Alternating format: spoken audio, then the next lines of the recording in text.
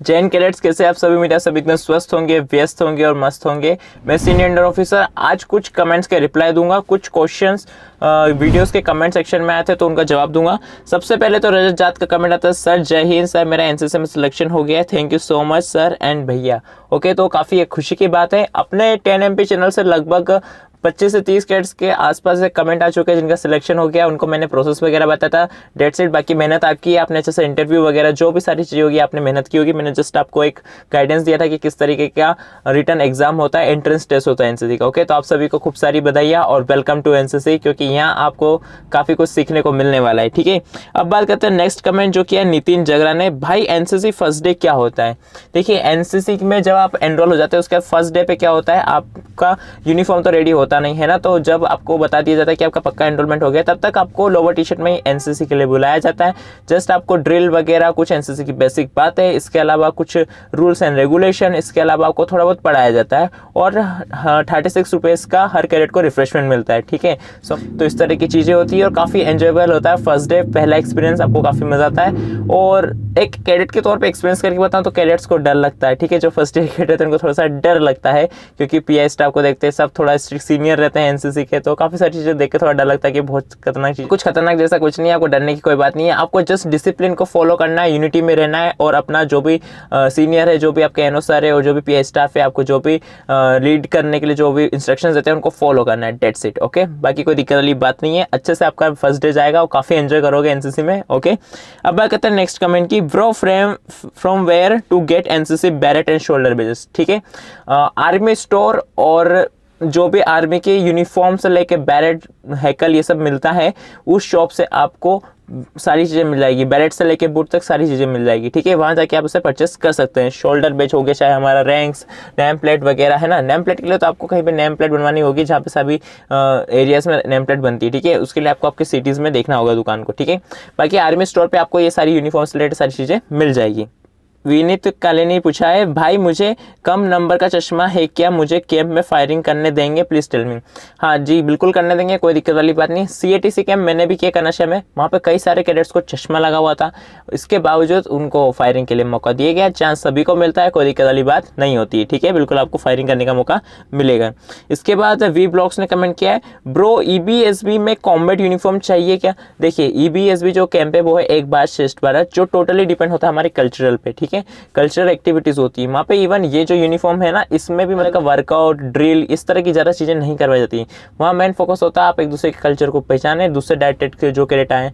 Like मैंने एबीएसबी national जो camp किया था उसमें केरला के कैडेट्स आए थे डायरेक्टरेट के, तो काफ़ी इंटरेक्शन रहा, काफ़ी मज़ा आया। आपने देखे होंगे वो सारे ब्लॉग्स। तो उसमें कॉम्बैट यूनिफॉर्म का कहीं से कहीं तक रोल नहीं है। ठीक है, तो टेंशन मत लीजिए, बस याली 2 यूनिफॉर्म होनी चाहिए, डेट्स इट। ओके, एक भी होके चलेगा, it depends on you. Okay, next जो कमेंट आया है वो एनसीसी कैडेट ने पूछा है, आप एसीओ कैसे बने? ठीक है, सीनियर अंडर ऑफिसर की जो रैंक दिख रही है, मैं कैसे बना? ओके, जो एनसीसी है मैं बीओसी सर्टिफिकेट कर रहा हूँ, यानी कि कॉलेज के सेकंड ईयर से मैंने एनसीसी लिए, क्योंकि मेरा कोर्स 4 साल का है, तो सेकंड में भी लिए तो 3 साल तक मेरी एनसीसी कर सकता हूँ।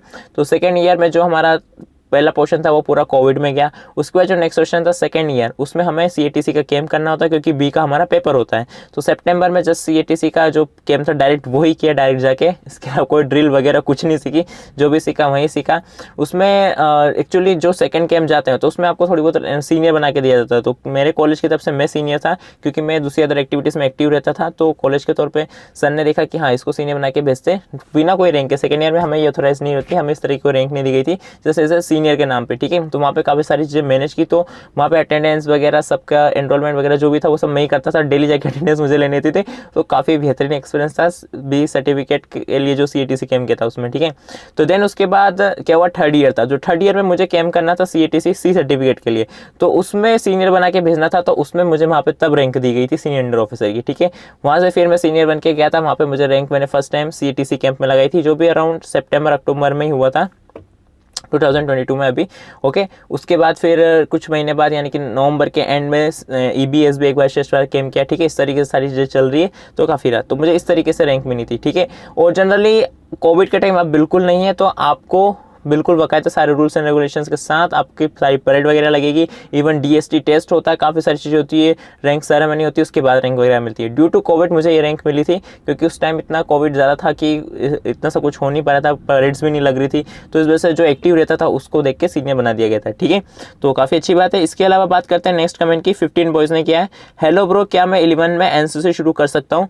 बिल्कुल आप कर सकते हैं, बट आपको ऐसा स्कूल ढूंढना होगा जहाँ 11th क्लास में NCC देते हो। जनरली 9th और 10th में A सर्टिफिकेट के लिए देते हैं, 11th और 12th में इसलिए नहीं देते हैं क्योंकि 12th बोर्ड होती है और स्कूल भी नहीं चाहता कि उनके स्टूडेंट्स का रिजल्ट थोड़ा कम आए, इसलिए वो 12th 11th 12th में NCC के लिए मना ही करते हैं। ठीक है, बाकी रही बात अगर है तो आप ले सकते हैं। और सेकंड बात मैं कहना चाहूँगा, अगर आप A सर्टिफिकेट की जगह B और C पे मैन फोकस करते हैं तो वो वेल एंड गुड रहेगा। बाकी इट डिपेंड्स ऑन यू कि अगर आप पढ़ाई में अच्छे आप दोनों चीज़ मैनेज कर लेंगे, 11th में ले सकते हैं तो बिल्कुल लीजिए शौक से, कोई दिक्कत वाली बात नहीं। यहाँ बहुत कुछ एडवेंचर आपको करने को मिलेगा। ठीक है, बाकी तो मैं यही कहना चाहूँगा कि आप B और C के लिए कॉलेज में अप्लाई करेंगे सही, तो वहाँ से आप B और C कर ही लेना, वो ज़्यादा बेनिफिशियल रहेगा। ठीक है, ये तो करो ही सही, लेकिन B और C ज़रूर करना। ठीक है, उसका नेक्स्ट कमेंट किया है तेजल जी ने, NCC एग्ज़ाम पेपर हिंदी में भी दे सकते हैं क्या? बिल्कुल दे सकते हैं।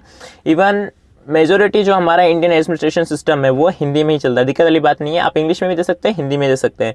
जो NCC का एग्जाम होता है भर्ती से लेके हमारा B certificate, A certificate, C certificate, उसे आप हिंदी और इंग्लिश दोनों में दे सकते हैं, कोई दिक्कत वाली बात नहीं है। मैंने तो इंग्लिश में दिया था, बाकी आपकी मर्जी, आपको जिसमें देना हो। और बाकी मैक्सिमम मेजोरिटी कैडेट्स हिंदी में ही देते हैं। ठीक है, इसके बाद करते हैं नेक्स्ट कमेंट की। कोमल जी ने किया है, मुझे नेक्स्ट ईयर 12th का एग्जाम देना है, मेरे लिए कब NCC ज्वाइन करना ठीक होगा? ओके, तो for your kind of information, अगर आपके वही वाली बात है कि अगर 11th में आपको NCC मिल रही है तो आप ले सकते हैं, बट नेक्स्ट ईयर 12th है, अगर आपका गोल्स पढ़ाई से रिलेटेड में है तो आप BOC सर्टिफिकेट कॉलेज में भी कर सकते हैं, तो आप पढ़ाई पे भी फोकस कर सकते हैं। ठीक है, बाकी मैं यहाँ पे कुछ नहीं कहूँगा कि आप 11th में लो या फिर जो भी है, बट अगर आपका जिस तरह से क्वेश्चन है कि आपका 12th बोर्ड पे आपका ज़्यादा मेन फोकस है तो आप बिल्कुल कर सकते हैं, क्योंकि A सर्टिफिकेट के लिए आपका जो 11th क्लास रहेगा उसमें तो आपने अभी एनरोलमेंट किया ही नहीं होगा, तो NCC में तो आप हो नहीं, और फिर नेक्स्ट ईयर 12th का देना है तो आप भर्ती तो हो नहीं सकते यूँ भी। और अगर हो भी जाते हैं तो 11th में तो आपका नॉर्मल निकल जाता है, लेकिन 12th में आपको एक कैम्प करना पड़ता है जो कि 10 डेज का रहता है, और वो डेट कब रहती कुछ कह नहीं सकते, तो उससे आपकी पढ़ाई प्रभावित हो सकती थी। लेकिन अब तो आप NCC के हिस्से नहीं हो जाता मुझे लगता है, तो इसकी टेंशन लेने की ज़रूरत नहीं है। इसके अलावा कोई डाउट है तो कमेंट करना, डेफिनेटली मैं उसको वीडियो बनाऊंगा, और अब वीडियोस रेगुलर आएगी, सो डोंट वरी, है ना।